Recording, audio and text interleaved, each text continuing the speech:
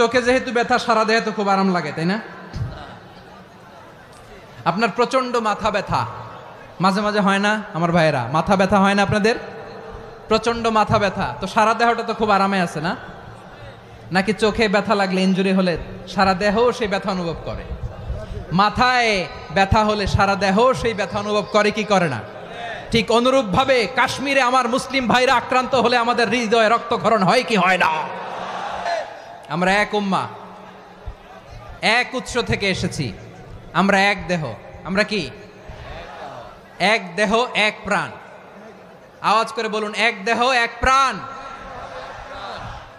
তাহলে আমরা এক উম্মাহ, এক উৎস, এক দেহ এক প্রাণ। এবার বিশ্বনবী বলেন, তোমাদের মধ্যে সম্পর্কটা কেমন হবে জানো নাকি? বিশ্বনবী বললেন, সম্পর্কটা কেমন হবে মুমিন ভাইদের মধ্যে? সম্পর্ক কেমন শুনে নাও।